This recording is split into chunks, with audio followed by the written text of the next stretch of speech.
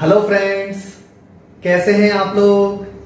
I think we all are very well and very energetic. Yes, today we are going to start class 12 subject maths topic. Our favourite topic differentiation. कुछ questions के लिए हम लोगों ने Rolle's theorem का verification कर लिया था. अब एक और मैथमेटिशियन लेग्रांजे ने अपनी थ्योरम दी. उसको हम लोग बोलते हैं लेग्रांजेस मीन वैल्यू थ्योरम. उसको जो है मीन वैल्यू थ्योरम भी बोल देते हैं. और कुछ टीचर्स एमवीटी भी प्रोनाउंस करते हैं. एमवीटी का मतलब मीन वैल्यू थ्योरम. ओके, तो आज हम लोग मीन वैल्यू थ्योरम को डिस्कस करने जा रहे हैं. How we can verify mean value theorem for given questions और गिवन फंक्शंस. ओके, हमारे मैथ्स की एनसीईआरटी बुक में चैप्टर नंबर 5 एक्सरसाइज 5.8 में दो थ्योरम्स दे रखी हैं. एक है रोल्स थ्योरम, एक है मीन वैल्यू थ्योरम. और मीन वैल्यू थ्योरम को हम लोग लेग्रांजे मीन वैल्यू थ्योरम भी बोल देते हैं. पिछले वीडियो में मैंने रोल्स थ्योरम को एक्सप्लेन कर दिया. उस पे बेस्ड क्वेश्चंस कैसे एक्सप्लेन होते हैं, कैसे हमारे को जो है कॉपी में मेंशन करना है, वो सब चीज हमने डिस्कस कर ली थी. सेम एज रोल्स थ्योरम हमारे पास Lagrange mean value theorem otherwise MVT, दोनों थ्योरम रोल्स थ्योरम और mean value theorem approx same सी है, बस थोड़ा सा उसमें डिफरेंस है. अब वो डिफरेंस कहां से स्टार्ट होता है? फर्स्ट स्टेज रोल्स थ्योरम के लिए भी और लेग्रांजे मीन वैल्यू थ्योरम के लिए भी सेम है. कहने का मतलब if given function f x at given interval is polynomial, otherwise trigonometric, otherwise logarithmic, otherwise exponential, otherwise product of two or more than two functions है, तो it is continuous on given interval a comma b. And I repeat, we all know that this interval is closed interval. Okay, and differentiable on open interval a comma b. Is that clear? In Rolle's theorem there is fa is equal to fb, but in mean value theorem fa should not be equal fb. fa और fb equal नहीं होने चाहिए. Okay, then at x is equal to c we select any point in between a and b. At that point f dash c is equal to fb minus fa upon b minus a. यहां हम लोग जो है इनकी value जो calculate होंगी, जो कि हमने पहले रोल्स थ्योरम में भी डिस्कस किया है कि कैसे fa और fb कैलकुलेट किया जाता है, वो सारी वैल्यूज हम लोग यहां पुट कर देंगे और उसको कैलकुलेट करेंगे. तो जहां c की वैल्यू इसके बिटवीन आ रही है उस पॉइंट पे मीन वैल्यू थ्योरम वेरीफाई होगी. सेम एज रोल्स थ्योरम, बस हमारे पास ये दो कंडीशन रोल्स थ्योरम से डिफरेंट है. फर्स्ट केस सेम है दोनों थ्योरम्स के लिए. Is that clear? Now we are taking some questions based on this topic. Okay, board exams में किस टाइप के क्वेश्चंस आते हैं, कैसे अपने को उनको कॉपी में मेंशन करना है, उसका क्या प्रोसेस है, अब हम लोग वो डिस्कस कर लेते हैं. Okay then, yes, let me start. Yes बेटा, our question is verify Lagrange's mean value theorem for function. अब देखो फंक्शन कैसा है हमारे पास, x minus 3, x minus 6, x minus 9, product of these three terms.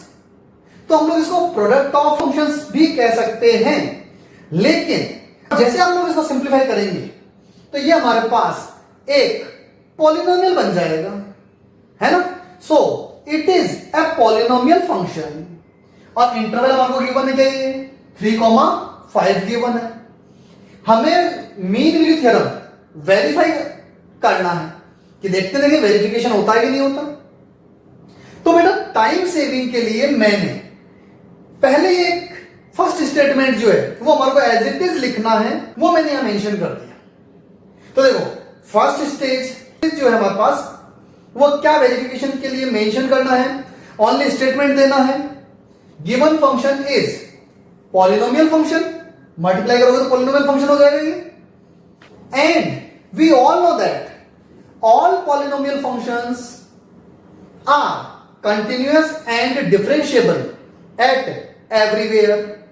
Okay, so it is continuous and differentiable on given interval. Here fa का मतलब ये जो वैल्यू है वो अगर हम लोग इसमें पुट कर दें तो क्या कंडीशन बन जाएगी हमारे पास, f3 is equal to 3 minus 3, 3 minus 6, 3 minus 9, it will be 0। And f5 5 minus 3, 5 minus 6, 5 minus 9, it will be 8. Okay, now f3 is not equal to f5, so second stage भी क्या हो गया, वेरीफाई हो गया हमारे पास। Now for third stage,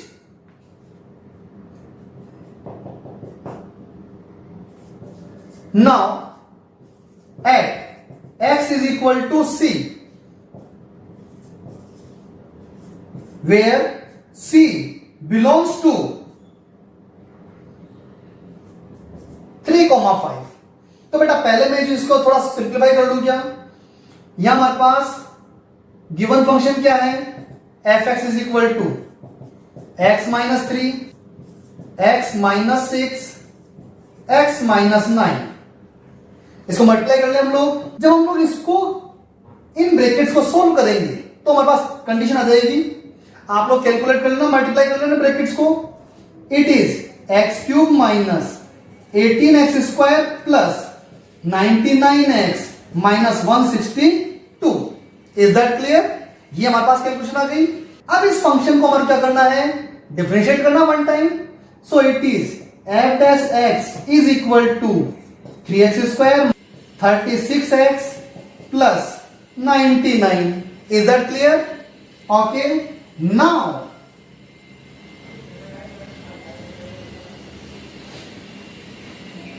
we put x is equal to c, like then we have f dash c is equal to 3c square minus 36c plus 99. Okay, then we have f dash c is equal to f5 minus f3 upon 5 minus 3. So what is the value of f dash c? 3c square 36c plus 99 is equal to 8 minus 0.2. It is 4. So 3c square 36c plus 95 is equal to 0. Is that clear? तो बेटा ये हमारे पास एक quadratic equation आ गई। And with the help of quadratic formula, we can calculate the value of c. Is that clear? Calculate कर सकते हैं। अब c की हमारे पास दो वैल्यू आएंगी। अब उन दोनों वैल्यू में से हो सकता है कोई एक वैल्यू इस इंटरवल के बिटवीन हो, तो फिर हम लोग वही वैल्यू सिलेक्ट करेंगे जो इन दोनों इंटरवल के बिटवीन है। उसके लिए मीन वैल्यू थ्योरम वेरीफाइड है।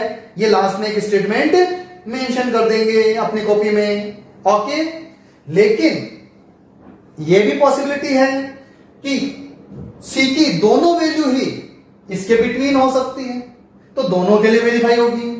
यह भी पॉसिबल है सी की दोनों वैल्यू ही इसके बिटवीन नहीं आए, तो फिर हम लोग ये मेंशन कर देंगे लास्ट में कि mean value theorem for this function not verified. Okay, simple सा है पैटर्न। तो बेटा देखो, रोलेस थ्योरम और मीन वैल्यू थ्योरम दोनों में फर्स्ट स्टेज सेम है, सेकेंड स्टेज से थोड़ा डिफरेंस आ जाता है, वो हम लोग लर्न रख लेंगे। Okay, now I am taking one another question for practice of mean value theorem. Yes, question is verify Lagrange's mean value theorem for function fx is equal to under root x minus 2, okay, on interval 2, 3। तो बेटा देखना जरा इधर, ये हमारे पास है x minus 2 raise to power half. आपने बीटी बाइनोमियल थ्योरम पढ़ी होगी कभी, है ना? तो बाइनोमियल थ्योरम में भी जो हमारे पास अगर ऐसी कोई कंडीशन आती है तो हम लोग इसको एक्सपेंड कर सकते हैं। तो ये भी हमारे पास कैसा बनता है कि पॉलिनोमियल बनता है। So we can say given function is polynomial function, so it is continuous on given interval and differentiable on given interval. Okay, now for second stage, here f2 in square root 2 minus 2 will be 0 and f3 is equal to 3 minus 2, it will be 1. Now for third stage, for x is equal to c, where c belongs to 2, 3, f dash x 1 upon 2 under root x minus 2. Now we put x is equal to c, then f dash c is equal to 1 upon 2 under root c minus 2. Is that clear? Yes. Here f dash c is equal to f 3 minus f2 upon 3 minus 2. Is that clear? Now put the value of these. It is 1 upon 2 under root c minus 2 is equal to 1 minus 0 upon 1. So it is 1 upon 2 under root c minus 2 is equal to 1. तो अब देखो, इसको simplify करने के लिए मैं क्या कर रहा हूं, इसको इधर ट्रांसफर कर देता हूं केवल। तो यहां हमारे पास हो जाएगा under root c minus 2 is equal to 1 by 2, squaring both the side. तो इसको कैलकुलेट कर लेंगे क्या, c की वैल्यू आ जाएगी।